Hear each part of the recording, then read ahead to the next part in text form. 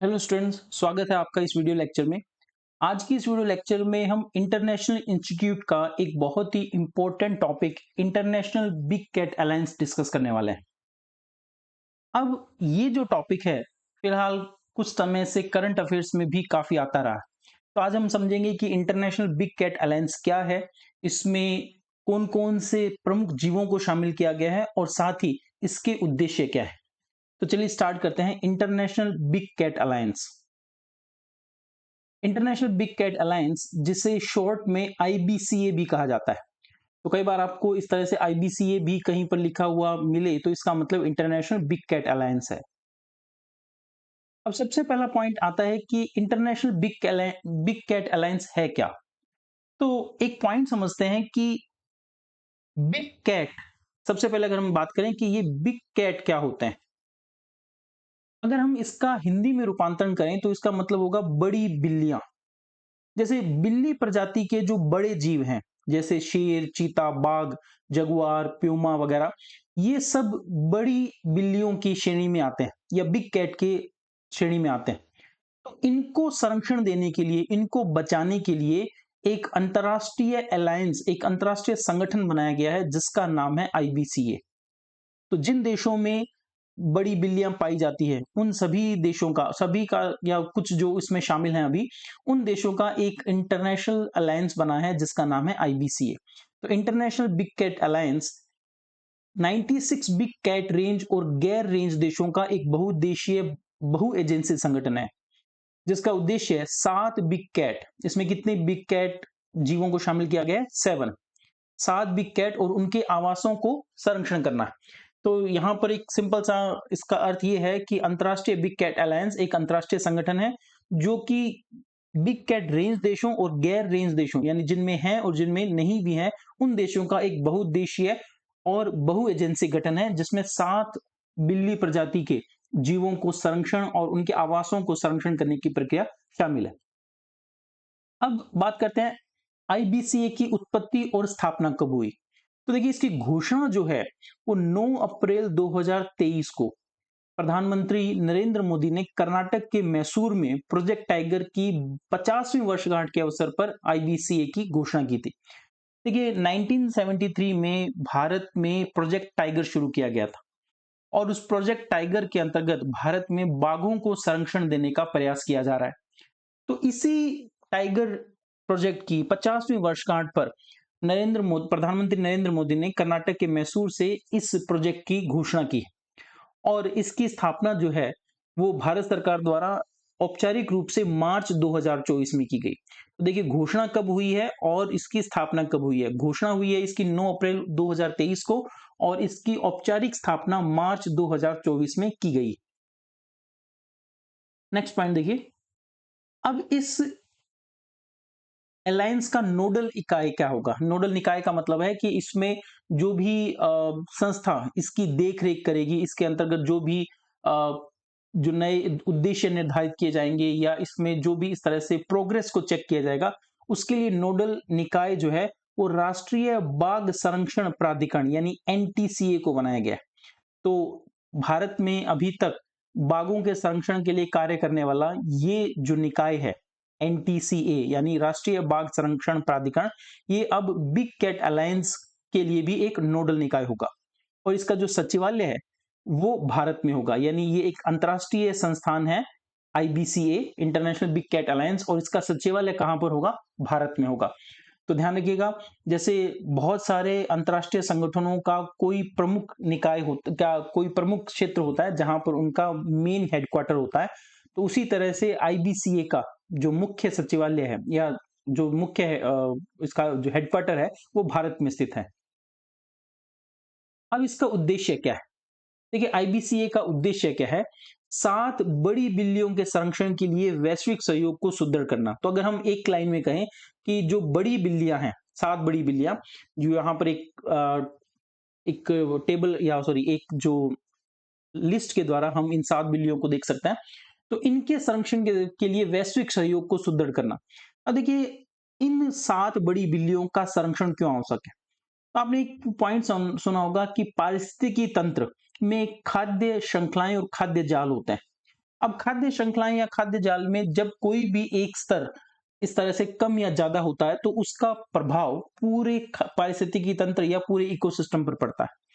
तो हम या बहुत सारे दूसरे जो जीव हैं यानी मनुष्य और दूसरे जीव जंतु है, ये किसी न किसी पारिस्थितिकी तंत्र का हिस्सा होते हैं। तो अगर मान लीजिए इन पारिस्थितिकी तंत्रों में कुछ जीवों को हानि होती है या उनका शिकार आदि के द्वारा उनकी संख्या कम होती है, तो इसका प्रभाव पूरे पारिस्थितिकी तंत्र पर पड़ेगा। इसीलिए इन बड़े जीवों का या आप कहें कि बड़ी बिल्ली प्रजाति के जीवों का भी संरक्षण उतना ही आवश्यक है जितना अन्य प्रकार के जीव जंतुओं का संरक्षण है। क्योंकि अगर इनका संरक्षण नहीं हुआ तो धीरे धीरे ये पारिस्थितिकी तंत्र जिनमें ये निवास करते हैं वो पारिस्थितिकी तंत्र भी धीरे धीरे नष्ट होने लगेंगे और इसका प्रभाव सीधे सीधे मनुष्य पर भी पड़ेगा। तो इन 7 बिल्ली प्रजाति के जीवों के संरक्षण के लिए वैश्विक सहयोग को सुदृढ़ करने के लिए ये आईबीसीए अलायंस या इंटरनेशनल बिग कैट अलायंस बनाया गया है। अब इसमें कौन-कौन से प्रमुख या कौन-कौन से जीव इसमें शामिल किए गए हैं?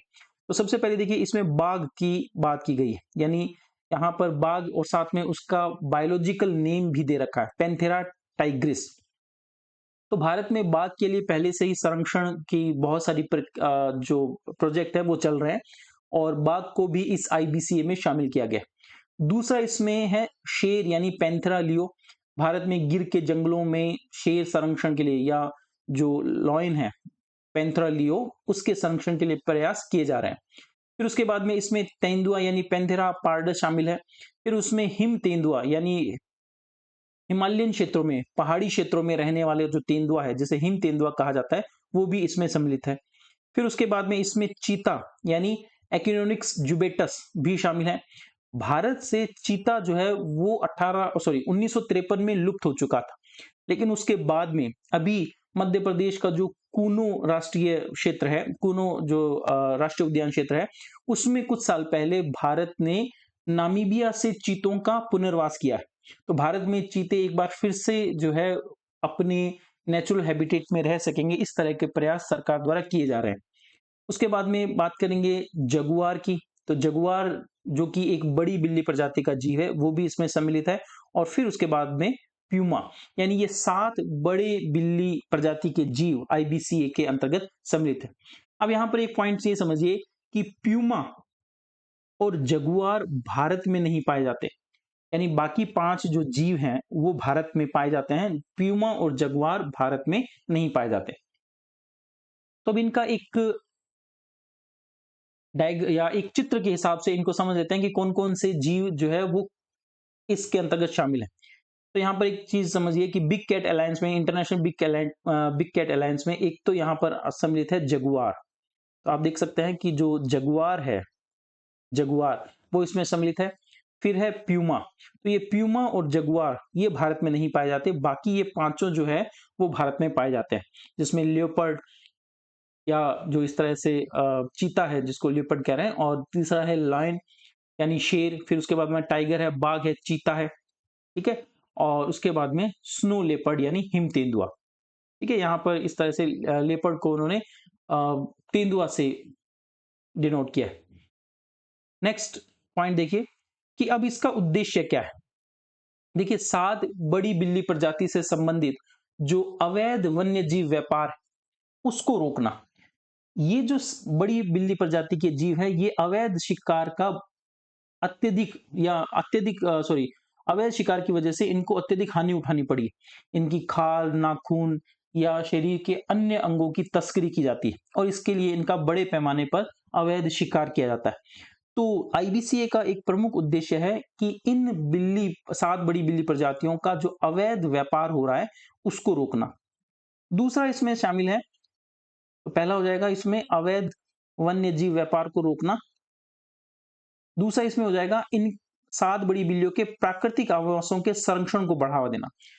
क्योंकि अगर प्राकृतिक आवासों का संरक्षण नहीं हुआ तो भी ये जो जीव हैं वो धीरे धीरे नष्ट हो जाएंगे, क्योंकि ये जीव जो है वो इस तरह से अन्य क्षेत्रों में उस प्रकार से विकसित नहीं हो पाएंगे जितना ये अपने प्राकृतिक आवासों में होते हैं।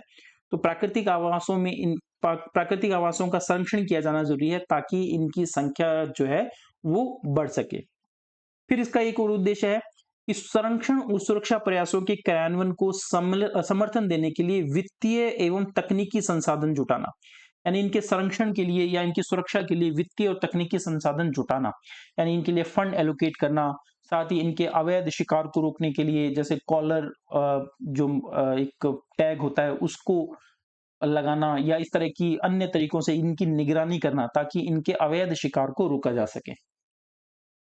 उसके बाद देखिए, जलवायु परिवर्तन के प्रतिकूल प्रभावों को कम करने की दिशा में कार्य करना। जो क्लाइमेट चेंज है, जलवायु परिवर्तन है, पृथ्वी की जलवायु जो है वो बदल रही है। तो ये जो जलवायु परिवर्तन है इसका प्रभाव सभी जीवों पर पड़ने वाला है। मनुष्यों के साथ इसका प्रभाव पेड़ पौधे, जीव जंतुओं और अन्य सभी प्रकार के जीवों पर भी पड़ेगा या पड़ रहा है। ऐसी स्थिति में इन 7 बड़ी बिल्ली प्रजाति के जीवों को जलवायु परिवर्तन के प्रतिकूल प्रभावों से भी बचाने का उद्देश्य इसमें सम्मिलित किया गया है। क्योंकि कई बार देखा गया है कि बड़े-बड़े जंगलों में जब बहुत ज़्यादा बरसात हो रही है, जलवायु परिवर्तन के कारण आजकल कहीं-कहीं बहुत ज़्यादा बरसात होने लगी है, कहीं-कहीं पर सूखा पड़ने लगा है, या टेम्परेचर भी आप देखते होंगे कि गर्मियों में बहुत ज़्यादा बढ़ता जा रहा है। हालात ये हो गए हैं कि गर्मियों में टेम्परेचर 50 डिग्री से ऊपर जाने लगा है, जो कि एक बहुत ही खतरे का साइन है हमारे लिए। ऐसी स्थिति में इन प्रतिकूल जलवायु परिवर्तनों से इन बड़े बिल्ली प्रजातियों के जीवों की रक्षा करना भी इस आईबीसीए का उद्देश्य है। उन नीतिगत पहलों की वकालत करना जो जैव विविधता संरक्षण प्रयासों को स्थानीय आवश्यकताओं के साथ संरेखित करने के साथ सदस्य देशों में संयुक्त राष्ट्र द्वारा निर्धारित सतत विकास के लक्ष्यों की प्राप्ति में सहायक है।